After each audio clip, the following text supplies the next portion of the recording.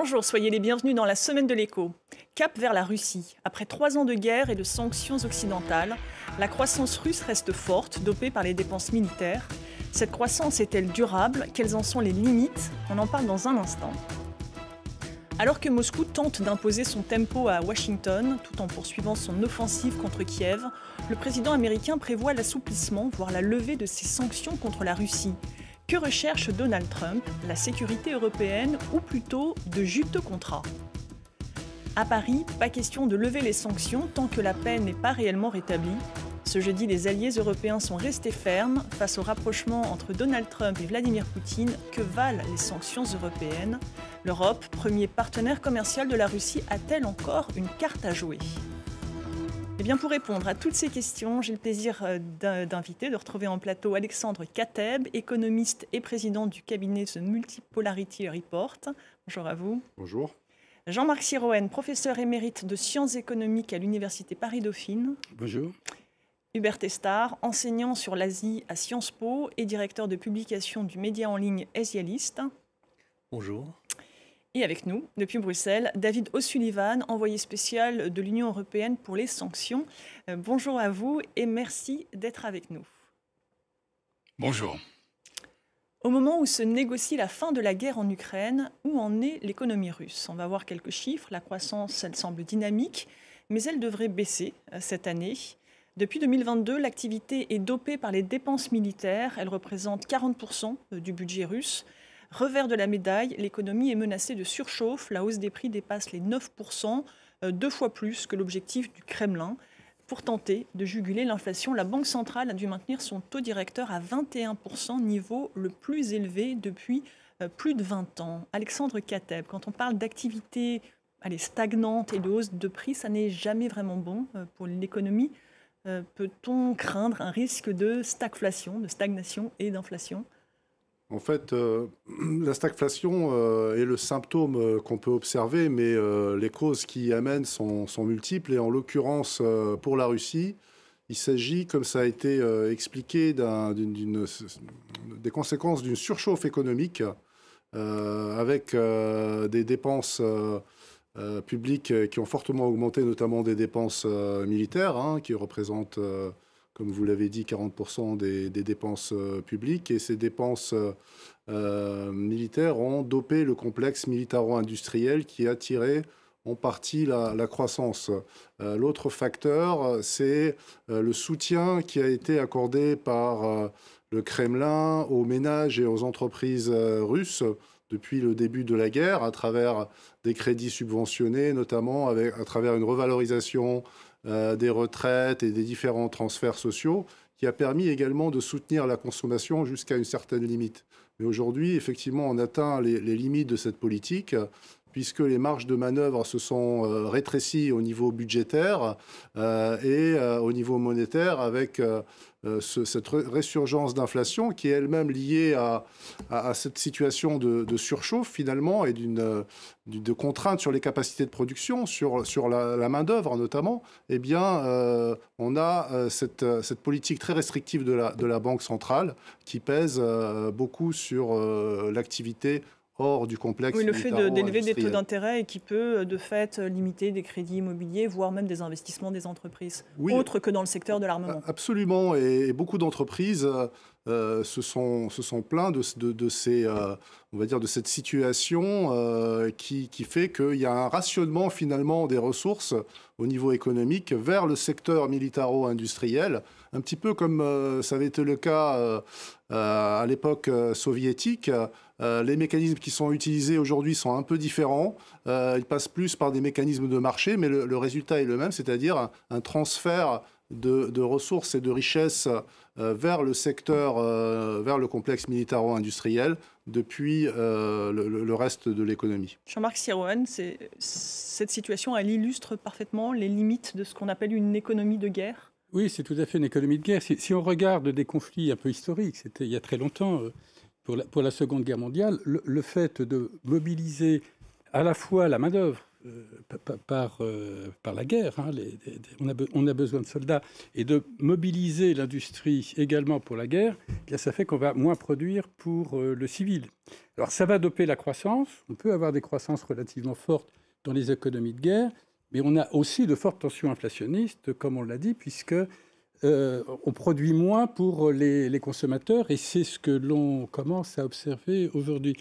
Alors, l'Angleterre, dans les années 40, avait trouvé la solution par le rationnement. Pour l'instant, ça n'a pas été fait. Donc, on rationne la population. C'est les tickets de rationnement qu'on a aussi connu en France.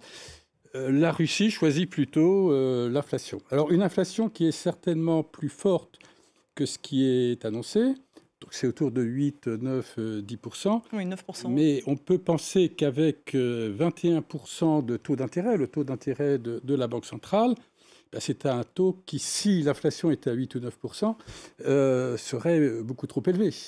Donc ces 21% s'expliquent par des tensions inflationnistes sûrement plus fortes ou sur une monétarisation du déficit public qui est financé en fait par de la création de monnaie, avec le risque d'inflation. Et la Banque centrale, qui pour l'instant reste relativement moins dépendante que d'autres institutions, tient à ces 21% du fait de ces tensions inflationnistes. Alors, en attendant, Vladimir Poutine tient bon. David O'Sullivan, est-ce à dire que les sanctions européennes n'ont pas eu l'effet escompté ? Non, mais je pense que la description de l'économie russe qu'on vient d'entendre montre qu'en effet, l'économie souffre beaucoup des sanctions. L'Europe...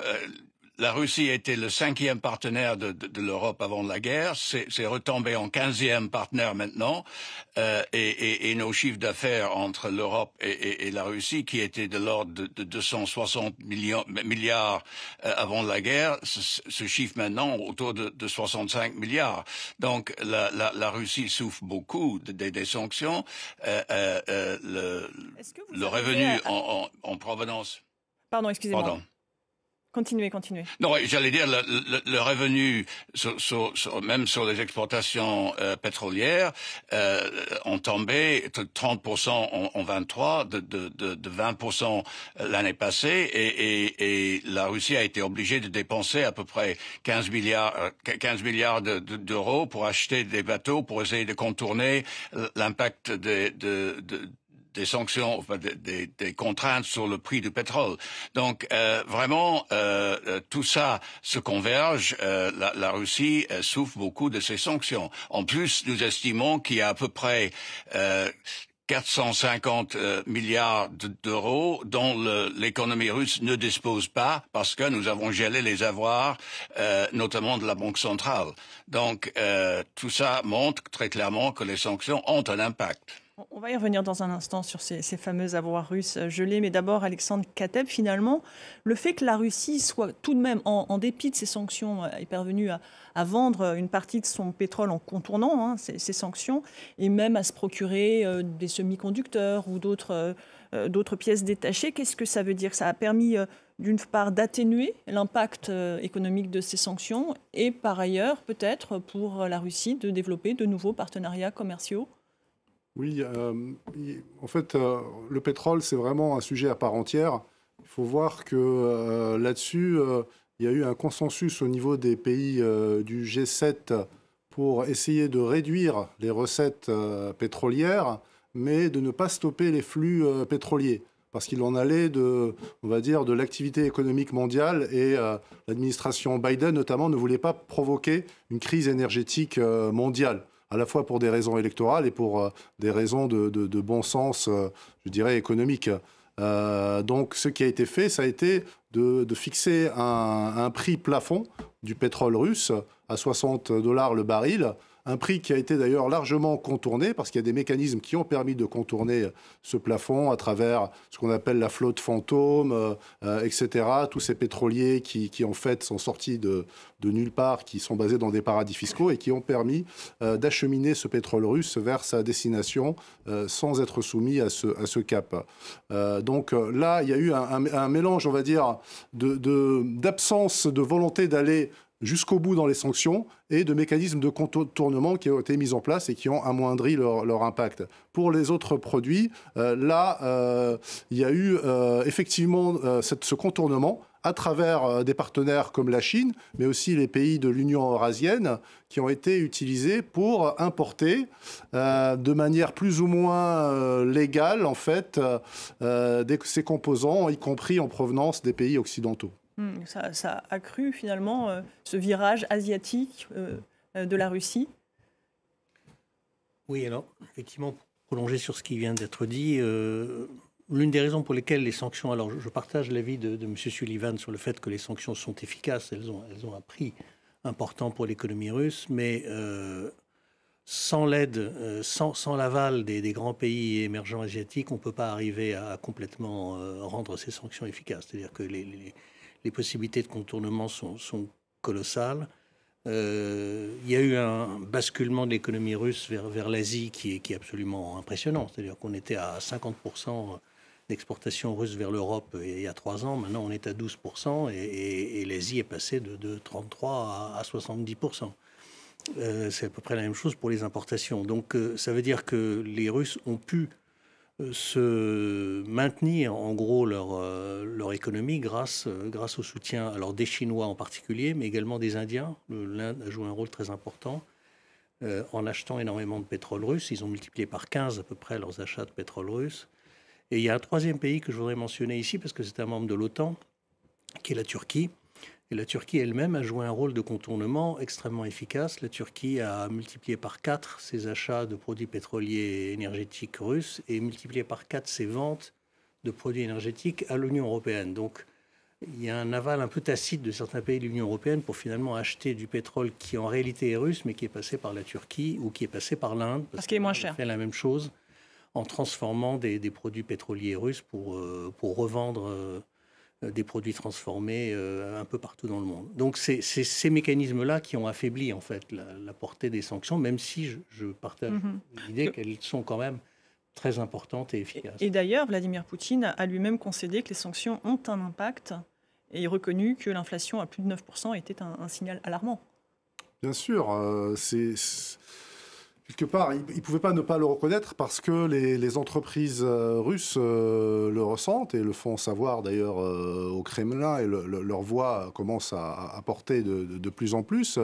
Mais je pense que sans entrer dans la psychologie de Vladimir Poutine, la priorité c'était vraiment cet effort de guerre et ces objectifs géopolitiques qui, selon le Kremlin, prévalent sur tous les autres sacrifices à court terme qui peuvent être requis.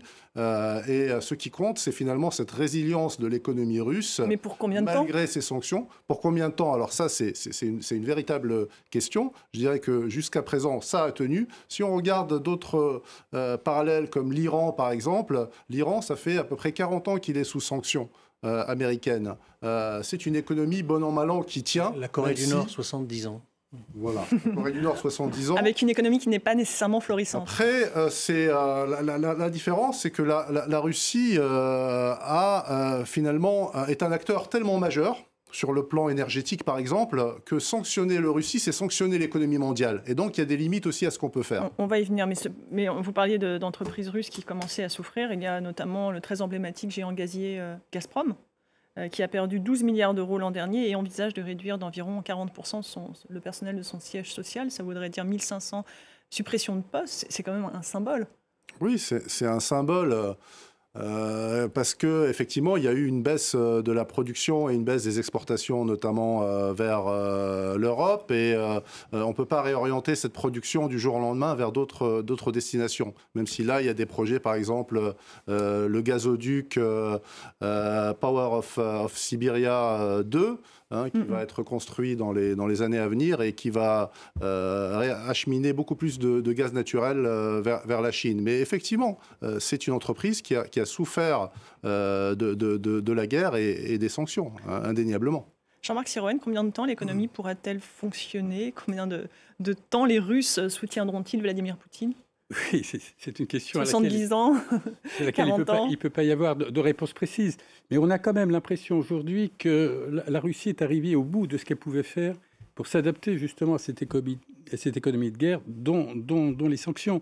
À partir d'un moment, on ne peut plus convertir l'industrie à l'industrie d'armement parce qu'on a déjà tout fait. À partir d'un moment, lorsqu'on a les soldats sur le front, des exilés et une partie mobilisée dans les entreprises pour continuer à les faire tourner, on ne peut pas aller plus loin. Donc on s'approche de ce seuil où la Russie ne pourra pas aller plus loin. On le voit d'ailleurs dans les prévisions du taux de croissance qui diminue. Ça ne veut pas dire forcément qu'elle va s'effondrer, mais ça veut dire que ça va être beaucoup plus compliqué pour elle de renouveler les 2 années passées. Et puis un autre point faible, peut-être que l'on n'a pas mentionné, Hubert Testard, c'est sa démographie, son manque de cerveau, son manque de bras peut-être. Oui, en fait, comme ça vient d'être souligné, c'est l'effet cumulé de 3 facteurs. Donc le déclin démographique qui pèse lourd pour la Russie en ce moment, les presque 1 million de jeunes qui ont quitté le territoire au moment du début de la guerre, et puis tous ceux qui ont été tués, blessés, les conscrits. Quand vous additionnez tout ça, il y a un problème majeur quand même pour l'économie russe, c'est l'emploi. C'est comment trouver les ressources. Et les militaires russes demandent actuellement à Poutine de faire une nouvelle conscription supplémentaire. Or ça, c'est incompatible avec le maintien du bon fonctionnement de l'économie russe. Donc là, il y a un nœud gordien pour Vladimir Poutine qui va devoir trancher. Allez, on en vient à notre deuxième partie. La Russie et l'Ukraine ont accepté de cesser les hostilités en mer Noire, a annoncé mardi la Maison-Blanche. Problème, la Russie veut imposer ses conditions et demande la levée des sanctions occidentales sur le blé russe. Le reportage de nos confrères de France 2. C'est un territoire stratégique disputé entre l'Ukraine et la Russie.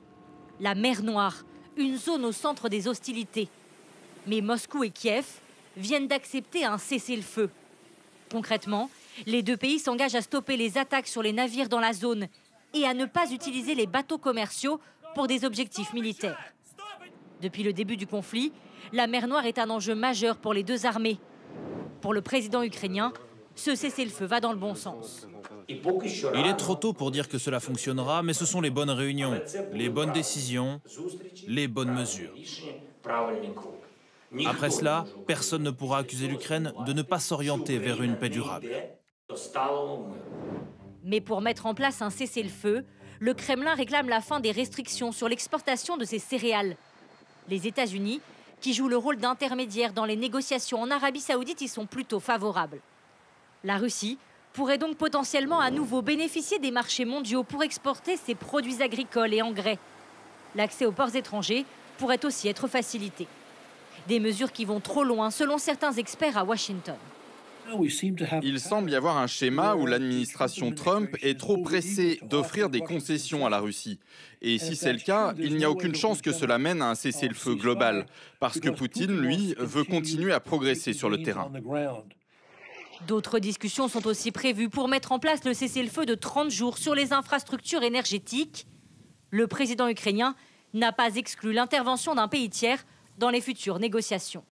Alexandre Kateb, vous diriez, comme cet intervenant dans le reportage, que l'administration Trump est trop pressée d'offrir des concessions à la Russie, qui, on l'a dit, a tout à gagner d'une fin rapide de la guerre? C'est un commentaire, si vous me permettez, qui porte sur l'approche politique plus que sur le fond qui est quand même de l'affaire, qui est quand même d'aboutir à un cessez-le-feu. Et pour aboutir à un cessez-le-feu, il y a un certain nombre d'étapes qui doivent être mises en œuvre. Et ces étapes, évidemment, ça implique aussi d'offrir en contrepartie des avantages qui sont tangibles aux deux belligérants. Pour les Russes, si on parle de la mer Noire, évidemment, ça n'a pas de sens d'arrêter les hostilités si ça ne permet pas aussi de rétablir tout le commerce maritime, les exportations russes, notamment de céréales, de phosphates, etc., vers le reste du monde. Et donc, on voit bien qu'il y a une logique justement de compromis pour petit à petit mettre en place les fondations de ce cessez-le-feu qui part en fait de ce qui est le plus facile à obtenir, c'est-à-dire le commerce maritime, le cessez-le-feu, enfin l'arrêt des hostilités sur les infrastructures énergétiques, et ensuite de on voit que c'est pas facile. Hein. Plus, pour le coup, ces concessions, elles sont pas faciles à oui, mais elles sont beaucoup plus faciles que d'arrêter les affrontements sur le terrain, sur la ligne de front, sans être un expert des questions militaires.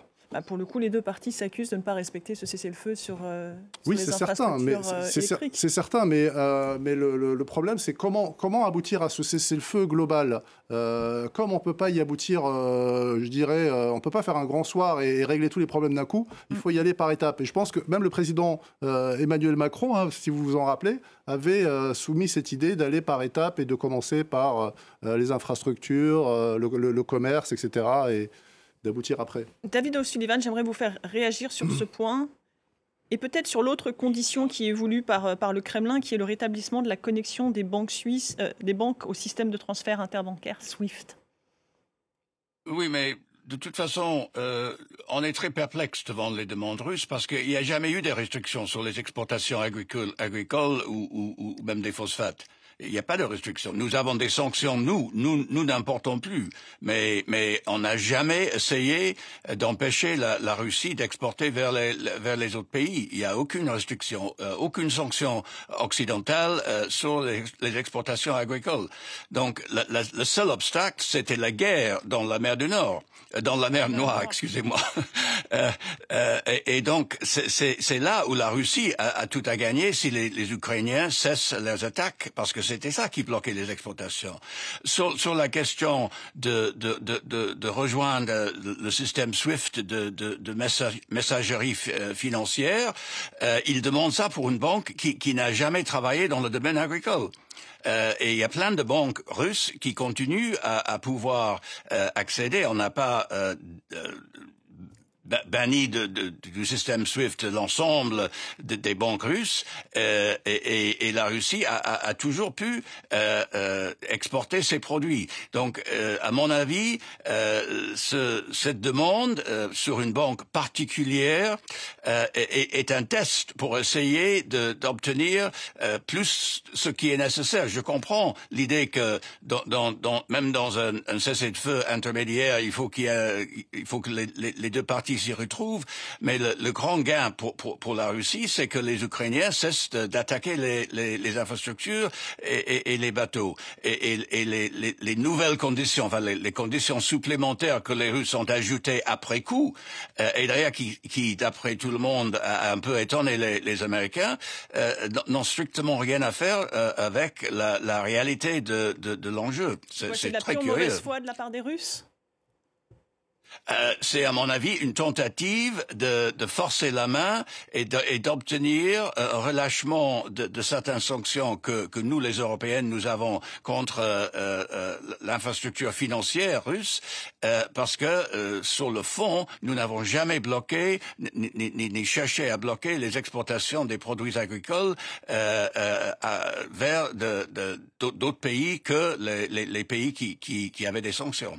Oui, je suis d'accord avec ce que dit M.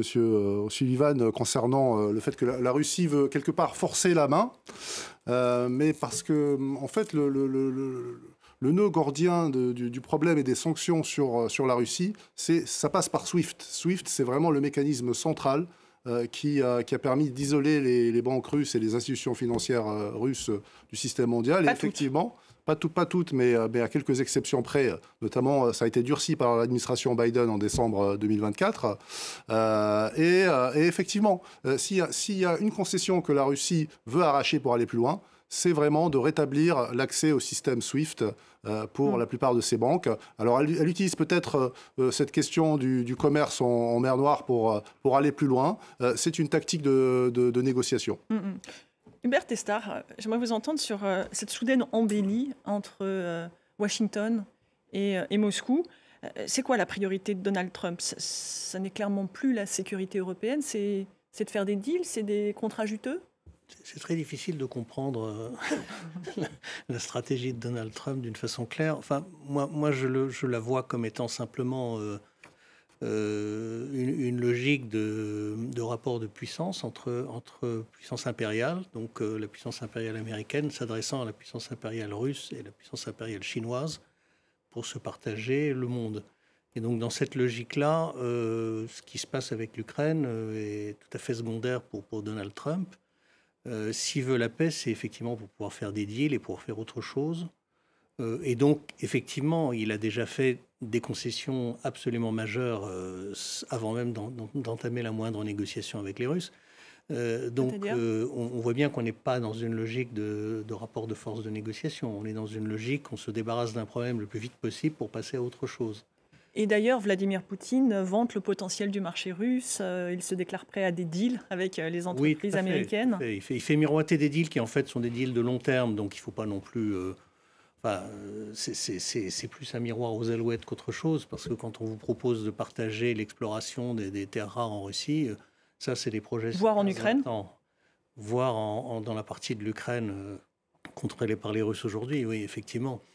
Mais là où il faut pas se leurrer sur le fait que la main sur les sanctions, c'est quand même les Européens qui l'ont principalement, parce que ce que les Russes veulent faire, c'est revenir en fait vers l'Ouest en termes commerciaux.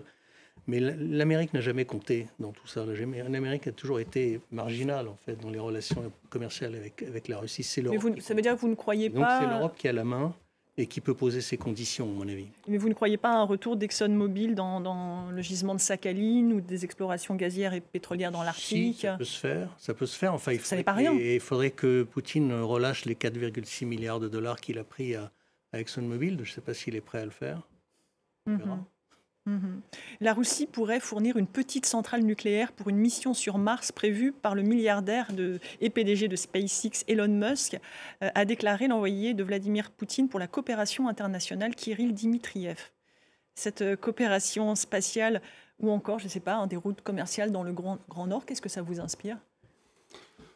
C'est exactement cette logique en fait de retour des grandes puissances et cette évolution vers un monde multipolaire qui est composé de sphères d'influence.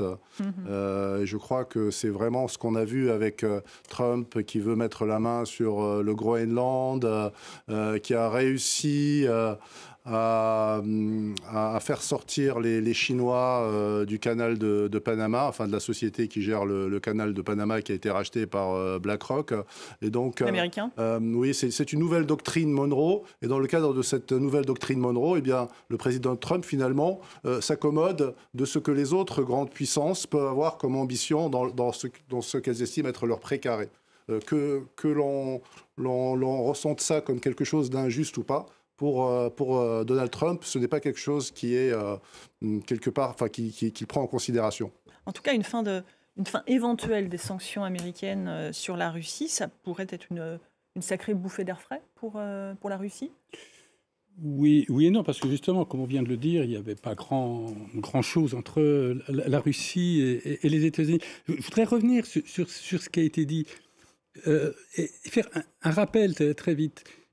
Comment le mur de Berlin est tombé et que l'URSS s'est disloquée? Bon, il y a beaucoup de raisons, mais une des raisons, c'est la guerre des étoiles, que la Russie l'URSS à l'époque, ne pouvait pas suivre et un peu ruiner l'URSS. C'était aussi peut-être la fin dans la croyance d'un modèle soviétique. Oui, bien sûr, il y avait bien d'autres choses, mais ça a quand même été, je crois, la goutte d'eau qui a fait déborder le vase, avec bien d'autres éléments.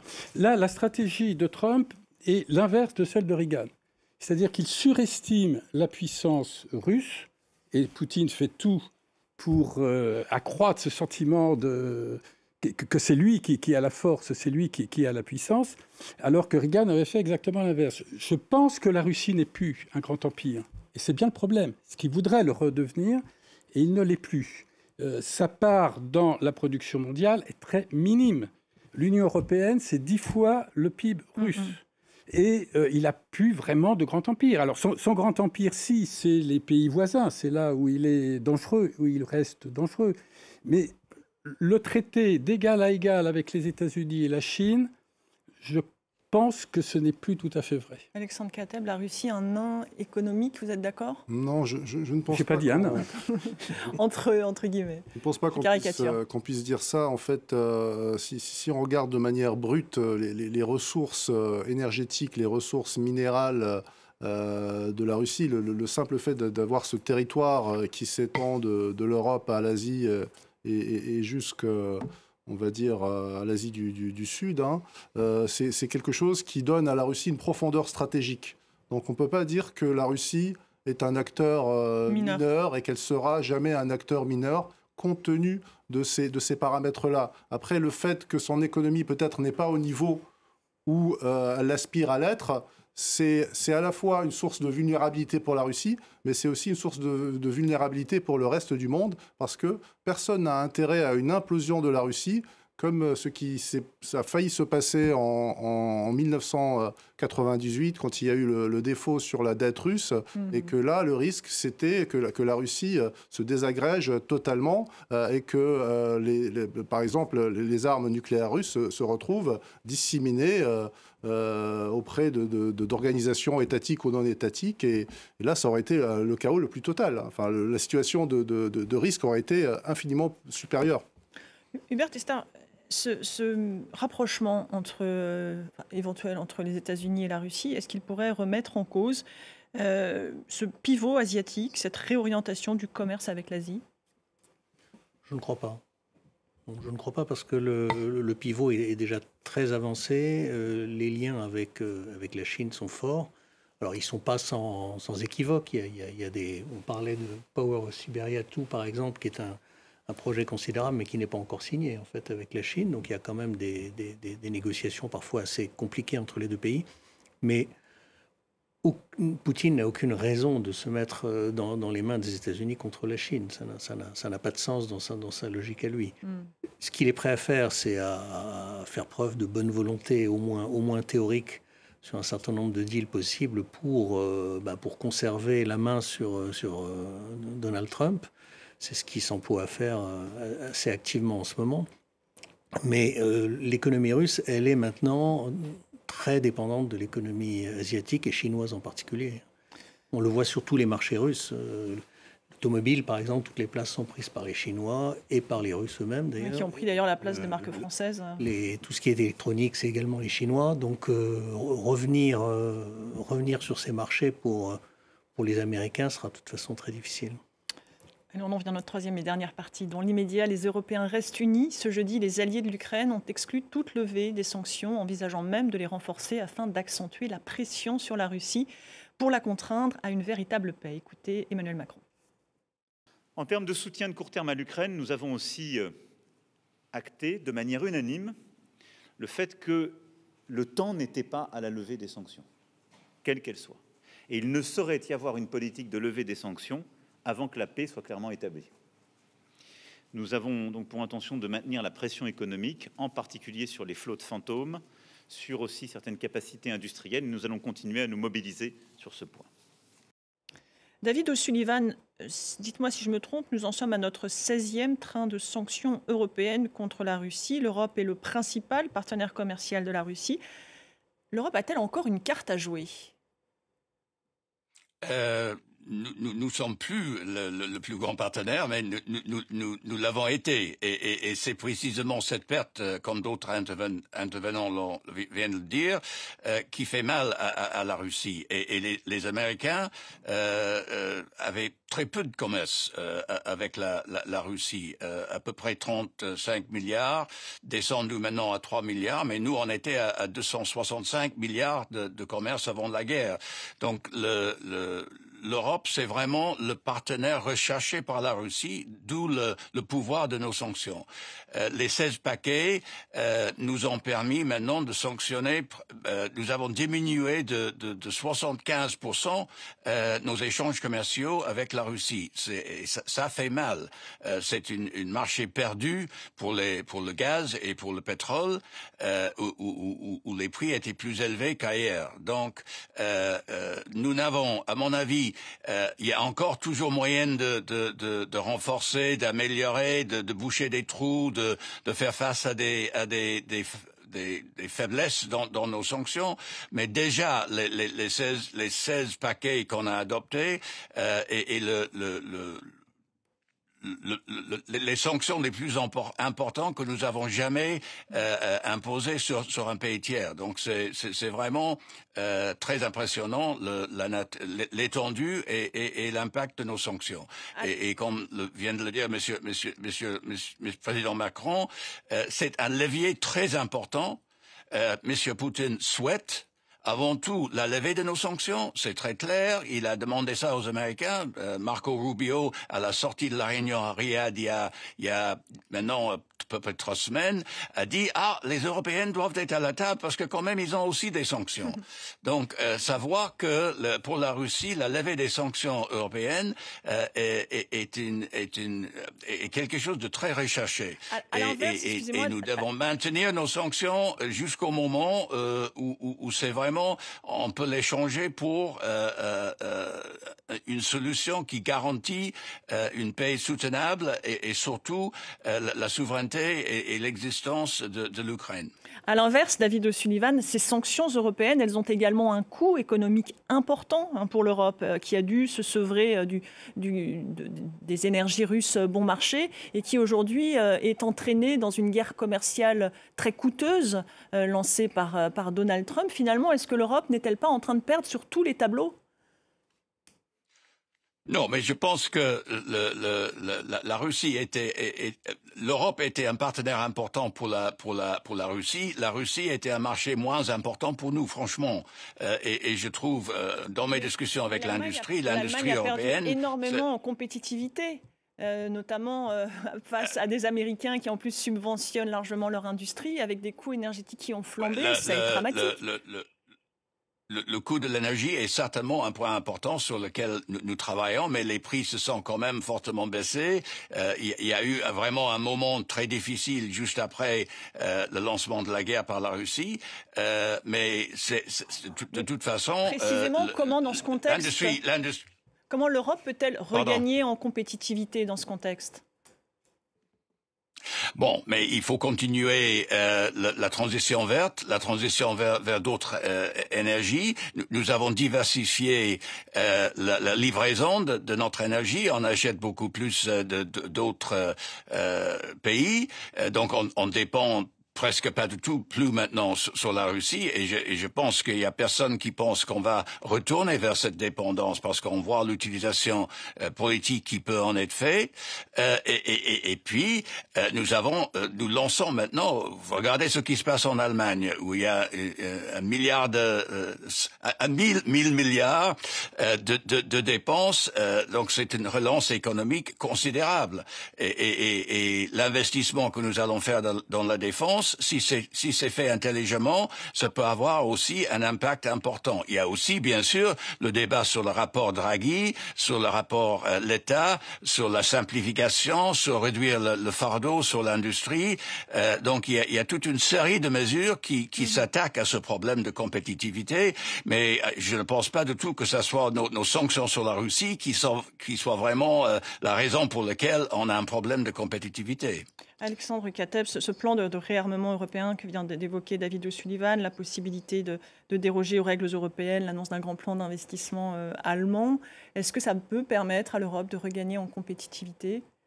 Et est-ce que finalement ce ne seraient pas les Américains qui seraient le grand gagnant, eux qui nous exportent dorénavant leur gaz naturel liquéfié ? Non, le grand gagnant de ce plan de réarmement, c'est le complexe militaro-industriel. Il ne faut pas se le cacher. En général Oui, en général. C'est les entreprises du complexe militaro-industriel qui sont les grandes gagnantes, que ce soit en Europe, aux États-Unis ou en Russie. Hein, ça, c'est la donnée de base. Maintenant, les investissements dans le secteur de la défense sont pour la plupart des investissements improductifs d'un point de vue économique. Ils ne génèrent pas de croissance. Il peut y avoir des effets induits sur la recherche et développement, comme ça a été vu aux États-Unis à l'époque de la DARPA, etc. Mais il faut des conditions un certain nombre de conditions soient réunies pour qu'il y ait un effet de spillover, c'est-à-dire comment dire, que cette croissance générée dans le secteur militaire puisse se retrouver, ruisseler dans l'industrie civile, ce qui ne me semble pas aujourd'hui réuni en Europe, mais encore une fois, il faut regarder plus en détail. Jean-Marc Siroën, Hubert Testard, il reste moins d'une minute pour conclure.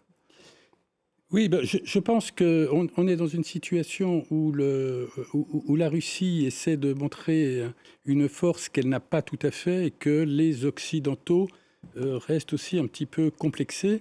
Et je suis beaucoup ce qu'a dit Monsieur O'Sullivan tout à l'heure. Oui, actuellement, on doit montrer un rapport de force assez fort, réaliste mais fort. Ce sera le mot de la fin. En tout cas, merci beaucoup à tous les quatre d'avoir participé à cette émission. Merci à vous de l'avoir suivi. L'information continue sur France 24.